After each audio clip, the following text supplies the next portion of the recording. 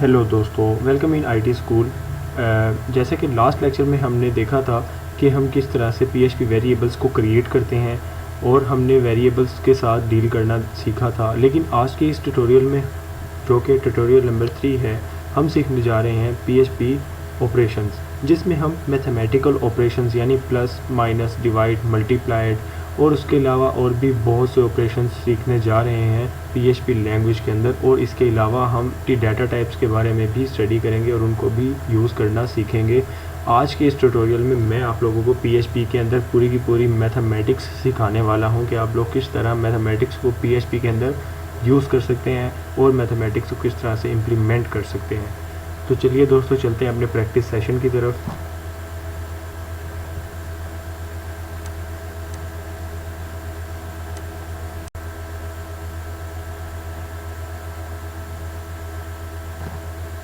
Hello दोस्तों, जैसा कि हम सब लोग आ चुके हैं प्रैक्टिस सेशन की तरफ और अब हम चलने वाले हैं पीएचपी ऑपरेशंस की प्रैक्टिस करने के लिए। हम लोग एक फ़ाइल क्रिएट कर लेते हैं Ctrl+N के साथ और इसकी सिलेक्ट लैंग्वेज पीएचपी सिलेक्ट कर लेते हैं। पीएचपी टैग्स भी लगा लेते हैं। सॉरी,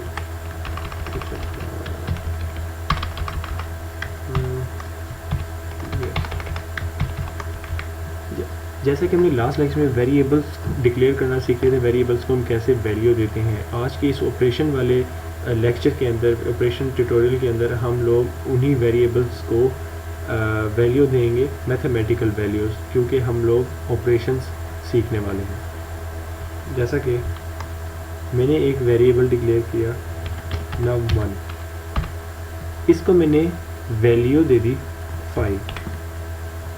जैसा कि आप लोग जानते हैं कि वेरिएबल्स को जब हम मैथमेटिकल वैल्यू देते हैं तो उस वक्त हम इन कोट्स का यूज़ नहीं करते। हम इन कोट्स के बगैर हम लोग वैल्यू देते हैं। और अब हम चलते हैं $num2 की तरफ = 2।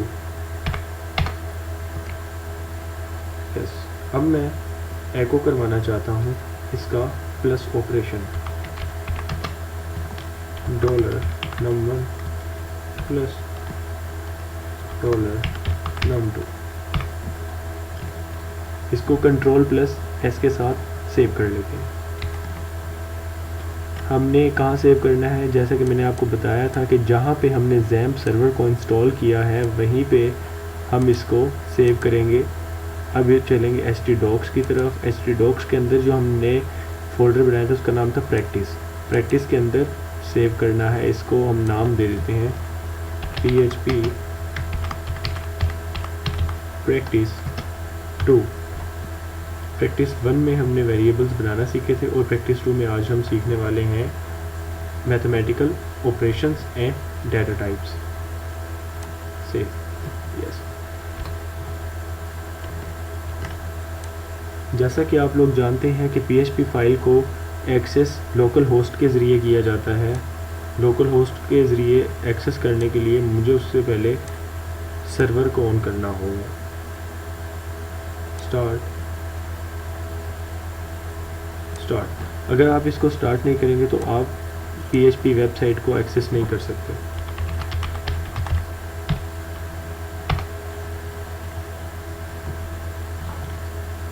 सॉरी, मैं एक और चीज़ लिखना भूल गया था। फोल्डर का नेम था प्रैक्टिस PHP प्रैक्टिस 2। ये देखिए, फैंटास्टिक। मैंने यहाँ पे एको करवा दिया इसका sum operation. Number 1 5, number 2 2, number 1 plus number 2 7। इससे पहले मैं एक और चीज़ भी ऐड कर लेता हूँ इसमें पॉइंट डाल के। मैंने आपको बताया था कि जब हम दो चीज़ों को इकट्ठा एको करवाते हैं तो उसके सेंटर में पॉइंट डालते हैं, फुल स्टॉप डालते हैं।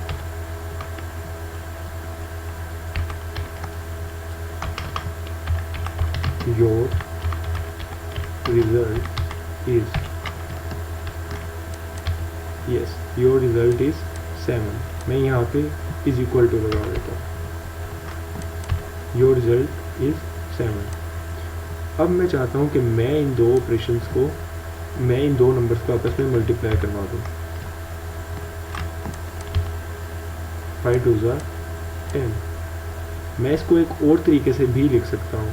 फर्स्ट ऑफ ऑल आप लोगों को कन्फ्यूजन ना हो तो इसलिए मैं इसको अलग तरीके से एको करवाता हूँ, अलग लाइन में एको करवाता हूँ ताकि आप लोग कंफ्यूज ना हो। Your result is $num1 multiply by $num2। देखते हैं, yes your result is 10 and number 1 is divided by number 2, yes 2.5। हम लोग इन दो वेरिएबल्स का ये जो रिज़ल्ट है इसको हम एक और वेरिएबल भी जनरेट कर सकते हैं और उसको हम वैल्यू दे सकते हैं $1 इज़ डिवाइडेड बाय $2। देखते हैं कैसे। यहाँ पे हम लोग लिखते हैं $result number is equal to $1 multiplied by $2। लेकिन मैं चाहता हूँ कि इसको मैं एको करवा दूँ।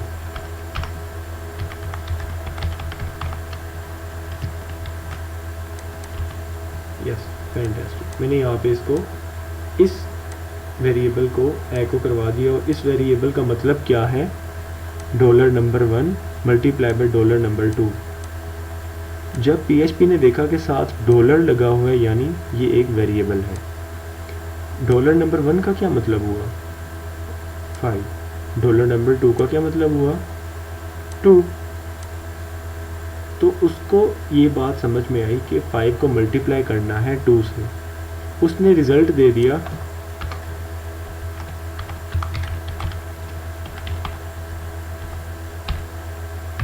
$10। जब उसने इसका ऑपरेशन किया तो उसने रिज़ल्ट निकाला 10। अब उसने इस 10 को असाइन कर दिया रिज़ल्ट नंबर को और रिज़ल्ट नंबर को मैं यहाँ पे एको करवा चुका कि इसको यहाँ पे प्रिंट कर दो, इसको यहाँ पे एको कर दो। तो ये इसने क्या किया, ये यहाँ पे प्रिंट करवा दिया। यस ये मैंने वैसे एग्जांपल के लिए लिखा है, आप लोगों ने नहीं लिखना इसका डायरेक्टली रिज़ल्ट, ख्याल कीजिएगा।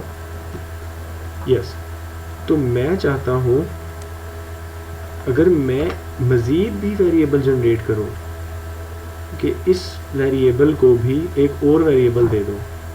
मैंने लिखा रिज़ल्ट ओ result number is equal to $result number। इतना लंबा नाम मैंने इसलिए लिखा था कि आप लोगों को समझ आ जाए कि मैंने लिखा $result ऑफ रिज़ल्ट नंबर यानी कि इसका रिज़ल्ट नंबर। ये मैंने वैसे फॉर एग्जांपल यानी कि आप लोगों को समझ आए मैंने इसलिए लिखा है और मैं इसको प्रिंट करवा देता हूँ result of result number. Yes वही 10 ही प्रिंट हुआ। लेकिन मैं चाहता हूँ कि ये जब दो आपस में मल्टीप्लाई हो और इसकी इन दो मल्टीप्लाई होने की इस ऑपरेशन की वैल्यू चली जाए रिज़ल्ट नंबर को और ये रिज़ल्ट नंबर इक्वल हो जाए रिज़ल्ट ऑफ रिज़ल्ट नंबर को। और जबकि रिज़ल्ट ऑफ रिज़ल्ट नंबर की जो वैल्यू हो यानी कि जो कि एक वेरिएबल है, मैं उसे मल्टीप्लाई कर दूँ 10 के साथ और यहाँ पे एको करवा दूँ। ये हो गया 100। कैसे, मैं आपको अब थोड़ा सा इसको समझाता हूँ कि मैंने लिखा यहाँ पे वेरिएबल नंबर 1 5, दूसरा वेरिएबल नंबर 2 2। ये 5 और 2 यहाँ पे मल्टीप्लाई हो रहे हैं। यहाँ पे कैसे मल्टीप्लाई हो रहे हैं, क्योंकि मैंने एक वेरिएबल बनाया और उसको आगे वैल्यू असाइन कर दी जो कि $1 है मल्टीप्लाई बाय $2 है। इसकी वैल्यू हो गई 10। रिज़ल्ट नंबर की वैल्यू हो गई 10 और मैंने इसको भी एक मज़ीद एक और वेरिएबल बना के उसके इक्वल कर दिया। फिर मैंने मल्टीप्लाई कर दिया कि इस वेरिएबल को जो कि यहाँ पे है इसको 10 के साथ मल्टीप्लाई कर दो। उसने 10 के साथ मल्टीप्लाई किया और जो भी रिज़ल्ट आया वो इसको असाइन हो गया। जब इसको असाइन हुआ तो ये यहाँ पे एको हो गया। देखें, कोई भी वेरिएबल अपनी वैल्यू के बगैर ज़ीरो है, कुछ भी नहीं है। जब तक वेरिएबल के पास एक ख़ास वैल्यू है तब तक वेरिएबल एक वेरिएबल है, अदरवाइज़ वो वेरिएबल नहीं है, उसको वेरिएबल ना बोलो। उसे हम वेरिएबल बोल ही नहीं सकते जिसके पास वैल्यू ना हो। अगर इस डॉलर नंबर 1 के पास 5 ना हो तो मुझे क्या फ़ायदा ऐसे वेरिएबल बनाने का। जब तक कि वेरिएबल में कोई वैल्यू नहीं होगी, वेरिएबल कुछ परफॉर्म नहीं कर पाएगा, उस वेरिएबल को बनाने का कोई मकसद नहीं होता, कोई फ़ायदा नहीं होता। एक्चुअली में हमें वेरिएबल बनाने की ज़रूरत महसूस क्यों हुई? हम डायरेक्ट भी तो यहाँ पे एको 5 मल्टीप्लाई बाई 10 या 5 मल्टीप्लाई बाई 2 कर देते, जैसा कि मैं यहाँ पे आप लोगों को समझाने के लिए एको 5 मल्टीप्लाई बाई 2 ये एको कर देगा यहाँ पे 10। इसने यहाँ पे एको 5 मल्टीप्लाई बाई 2 यहाँ पे इसने एको कर दिया। इसको मैंने सारा हाइड कर दिया, इसलिए ये कुछ भी नज़र नहीं आ रहा, ये तो मैंने बोल दिया। लेकिन वेरिएबल इसलिए बनाया जाता है ताकि जो बड़ी वैल्यूज़ होती हैं, जिनके पास बहुत बड़े बड़े रिजल्ट्स होते हैं, क्योंकि बाद में जब हम डाटा बेसिस वगैरह लगाएंगे तो हम बार बार इतनी लंबी लंबी लाइंस नहीं लिखेंगे, हम एक ही बार कनेक्शन लिखेंगे। कनेक्शन एक वेरिएबल बना के आगे पूरा सीक्वल वगैरह की क्यूरी और वो, और आगे हम जो रिज़ल्ट के अंदर जो फंक्शन चलाएंगे उसके अंदर डायरेक्ट हम वेरिएबल का नाम लिख देंगे। ये फ़ायदा होता है वेरिएबल का। वेरिएबल बड़ी से बड़ी वैल्यू को भी एक छोटा सा नाम के अंदर कन्वर्ट कर देता है, जैसा कि 5 का मतलब है डॉलर नंबर 1। डॉलर नंबर 1 जो है, मैंने इसको वैल्यू दे दी असाइन, मैंने इसको वैल्यू असाइन कर दी 5। अब इसका मतलब इस वक्त 5 ही है। डॉलर नंबर 1 का मतलब 5 है। अगर मुझे PHP को बताना हुआ कि भैया 4 और 1 कितने होते हैं, 4 एंड 1 कितने होते हैं, वो मुझे बोलेगा कि 5, जो कि डॉलर नंबर 1 की वैल्यू है। फ़र्ज़ करें मैं ये वैसे आपको समझाने के लिए बात कर रहा हूँ कि डॉलर नंबर 1 का मतलब 5 है। अगर मुझे जहाँ पे 5 की ज़रूरत महसूस हुई, मैं वहाँ पे डॉलर नंबर 1 लगा दूँगा। मैंने अब चलते हैं थोड़ा सा कॉम्प्लेक्स वेरिएबल बनाने की तरफ। थोड़ा सा कॉम्प्लेक्स होगा, वो इतना ज़्यादा कॉम्प्लेक्स नहीं होगा। ये इस चीज़ को हटा देते हैं, इस चीज़ को भी हटा देते हैं। ये रहा dollar number 1 is equal to 5, dollar number 2 is equal to 2। मैंने कहा कि इसको डिवाइड कर दो नंबर 1 को नंबर 2 में, और यहाँ पे एको करवा दो result. Okay, your result is 2. अच्छा, तो दोस्तों मैं अब चलता हूँ, ऑपरेशंस तो आपको तकरीबन समझ आ चुके होंगे। मैं अब चलता हूँ डाटा टाइप्स की तरफ। सबसे पहले मैं आप लोगों को ये बता दूँ कि हम इसको कन्वर्ट कैसे करेंगे। मैंने 5 को 2 से जब डिवाइड किया तो वैल्यू आ गई 2.5 अनडिफाइंड, सॉरी, रिजल्ट एनयूएम, यहाँ पे एनयूएम लिखते हैं। योर रिज़ल्ट इज़ 2.5, जो कि फ्लॉट में आ रही है। मैंने कहा कि मुझे ये वैल्यू इंट में चाहिए, तो मैं इसे इंट में कन्वर्ट करने के लिए जस्ट इंट ब्रैकेट्स में लिख दूँगा, और ये देखें आप लोग, इसने मुझे खाली 2 दे दिया जो कि इंटीजर है। अगर मैं इसको बूलियन देना चाहता हूँ, जो कि ट्रू फॉल्स होता है, 0 1 को आप लोगों को बेहतर समझ आएगी। उसकी बूलियन का आप लोगों को पता होगा, जो बूलियन डाटा टाइप है वो सिर्फ ट्रू या फॉल्स की वैल्यू देते हैं। अगर वैल्यू हो तो ट्रू, वैल्यू ना हो तो फॉल्स। मैंने अगर इसको डायरेक्ट इसके साथ लगाया तो वो सिर्फ वैल्यू चेक करेगा है या नहीं है, मुझे बता देगा। ये देखो 1 दे रहा है, यानी कि वैल्यू है। अगर वैल्यू ना हो तो वो मुझे 0 दे देता। अब मैं इसको कन्वर्ट करना चाहता हूँ फ्लॉट के साथ, तो मैंने इसे फ्लॉट के साथ कन्वर्ट कर दिया वापस। जैसा कि आपके सामने आप लोग देख सकते हैं कि मैंने इसे फ्लॉट में भी कन्वर्ट कर दिया, मैंने इसे इंट में भी कन्वर्ट कर दिया, मैंने इसको बूलियन में भी कन्वर्ट कर दिया। मैं इसको स्ट्रिंग भी बना सकता हूँ।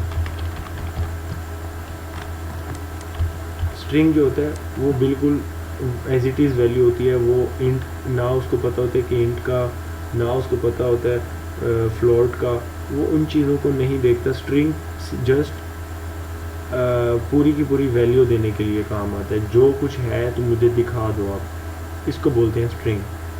कि आपके पास जो कुछ भी हो आप उसको डिस्प्ले करवा दें, जो कुछ भी हो आपके पास आप जो है उसको यूटिलाइज़ कर दें, उसको आप लोग यहाँ पे जो है प्रिंट करवाने के लिए भी स्ट्रिंग अक्सर यूज़ होता है कि जो कुछ भी है प्रिंट होने है, जो कुछ भी है उसके साथ माइनस हो जाए, डिवाइड हो जाए, उसको बोलते हैं स्ट्रिंग। अगर मैं नंबर 1 के जो वैल्यू है इसके इर्द गिर्द मैं ये लगा लेता हूँ ब्रैकेट्स, डबल कोट्स, तो इसका मतलब मैंने इसको स्ट्रिंग बना दिया है। अब ये स्ट्रिंग है, this is not a float or this is not another data type, it's just a string। क्योंकि मैंने इसको स्ट्रिंग बना दिया। अब देखते हैं कि क्या मैं इसको इंटीजर बना सकता हूँ या नहीं, क्योंकि अब ये स्ट्रिंग है। आप यहाँ पे देख लें कि मैंने इसको डबल कोट दे दी, इधर भी डबल कोट, और यहाँ पे रिज़ल्ट को मैं इंटीजर बनाना चाह रहा हूँ कि यार यहाँ पे इंटीजर बन जाए। तो यस, हम लोग अगर चाहें तो रिज़ल्ट में कुछ भी चेंज कर, क्योंकि यहाँ तक ये स्ट्रिंग है, यहाँ तक स्ट्रिंग है, यहाँ तक भी स्ट्रिंग है। लेकिन जैसे ही लाइन नंबर 7 पे प्रोग्राम पहुँचा रीड आउट करते करते, इसने देखा कि यहाँ पे तो इसने इंट बोल दिया है कि इसकी वैल्यू को इंटीजर कर दिया जाए, तो ये यहाँ पे इसको इंटीजर कर देगा, जैसे कि आप लोग देख रहे हैं।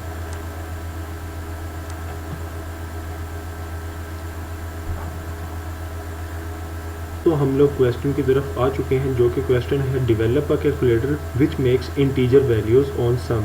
यानी कि जब हम दो वैल्यूज़ का सम निकालें तो उसकी वैल्यू हमें इंटीजर में मिले, एंड जब हम दूसरा and float values on other operation, यानी कि जब हम दूसरे ऑपरेशंस को परफॉर्म करें, यानी कि सब्ट्रैक्शन, मल्टीप्लिकेशन एंड डिवीजन, तो तब हमें फ्लोट वैल्यू मिले।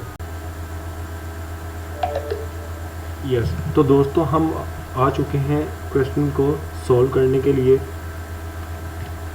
जैसा कि हमने कहा कि दो वैल्यूज़ होनी चाहिए, $A $B वेरिएबल्स बना लेते हैं, इसको वैल्यू दे देते हैं 5 एंड इसको वैल्यू दे देते हैं 6, और एक और वेरिएबल बनाते हैं $sum is equal to 5 plus 6, and second variable and the fourth variable is sub is equal to 5 minus 6. The third one operation is divide 5 divided by 6, and other is multiply. The small alphabetics is better because sometime बंदा confuse हो जाता है कि यार मैंने जो है multiply small में लिखा था, कैपिटल में लिखा था। तो इसलिए आप लोग जब वेरिएबल्स बनाते हैं तो ख्याल किया कीजिए कि आप लोग स्मॉल अल्फ़ाबेट्स में ही बनाया करें, स्मॉल अल्फ़ाबेट्स को ज़्यादा प्रेफरेबल रखा करें अपना वेरिएबल्स बनाने के लिए, ताकि बाद कंफ्यूजन से बचा जा सके। अब मैं करवा देता हूँ इसको एको करवाता हूँ $sum dot $sub dot $divide dot $multiply। Save. ये वैल्यूज़ इकट्ठी आ रही हैं, इसलिए मुझे यहाँ पे ब्रेक्स लगाने की ज़रूरत है। ब्रेकर लगाने के लिए आप लोग देख सकते हैं कि किस तरह से हम ब्रेकर का यूज़ कर रहे हैं।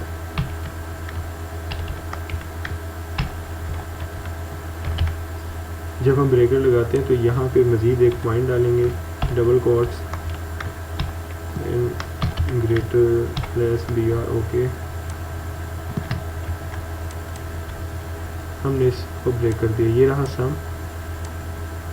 ये रहा सब, ये रहा division, and this is multiplication.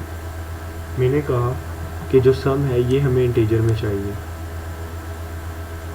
अगर ये वैल्यू कोई और होती, जैसा कि हम इसको पॉइंट्स में ले लेते हैं, पॉइंट्स में 5.53 या 6.34, ओह सॉरी यार, यहाँ पे मेरे से एक मिस्टेक है, मैंने डायरेक्ट वैल्यूज़ ही दी, मुझे चाहिए यहाँ पे वेरिएबल्स हूँ मैं, क्योंकि वेरिएबल साइन जब कर चुका हूँ मैं, तो मुझे अब वैल्यूज़ लिखने की ज़रूरत नहीं है, मैं सिर्फ वेरिएबल्स ही लिखूँगा, ताकि मैं अगर यहाँ पे सिर्फ यहाँ पे चेंजिंग करूँ और ये वाले ऑपरेशन में मुझे वैल्यू की चेंजिंग नहीं करनी पड़ेगी। शायद अब आपको अंदाज़ा होता जाएगा कि वेरिएबल्स की कितनी इम्पोर्टेंस है। अगर मैंने वेरिएबल्स दिए होते यहाँ पे, तो मुझे अब वैल्यूज़ चेंज करने की ज़रूरत ना होती हर जगह आके।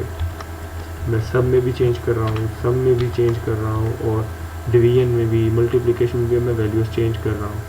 अगर मैंने पहले यही लिख दी होती तो मुझे ये चेंज करने की ज़रूरत महसूस ना होती, मैं सिर्फ यहीं पे चेंज करता और सब सारा का सारा रिज़ल्ट अपने आप इम्प्लीमेंट हो जाता। सो आगे चलते हैं। ये देखें, मैंने वैल्यूज़ चेंज की तो यहाँ पे वैल्यूज़ चेंज हुई। यहाँ पे आप लोग सम देख सकते हैं 11.88। मैं चाहता हूँ कि ये सिर्फ इंटीजर में आए, अगला पॉइंट भी नज़र नहीं आना चाहिए और 88 भी डिसअपीयर हो जाना चाहिए। मैं सम के साथ लगा दूंगा इंटीजर। फैंटास्टिक। ये देखें, सम का मैंने इंटीजर लगाया,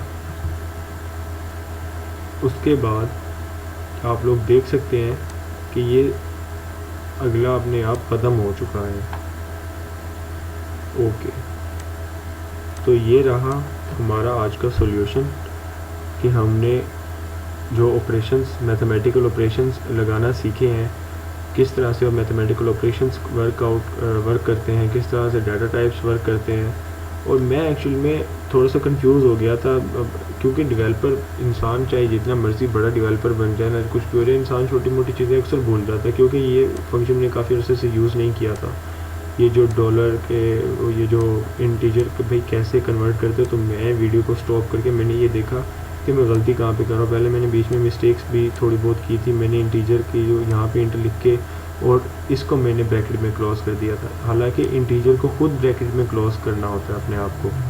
तो इन चीज़ों का ख्याल किया कीजिए। तो मुझे उसके बाद क्या, मुझे वेबसाइट ओपन करके मुझे यहाँ से देखना पड़ा कि भैया आप वैल्यू को, जो डाटा टाइप होता है उसको कैसे कन्वर्ट करते हैं। तो मुझे फिर मैं अपने जो एरर था उसका मुझे अंदाज़ा हो कि मैं जो है इंटीजर या फ्लोट वगैरह कुछ भी लिखूँ, मुझे उसको ब्रैकेट्स के अंदर लिखना है, ना कि दूसरों को ब्रैकेट्स के अंदर लिख के इंट और फ्लोट उसके बाहर लिख दूँ।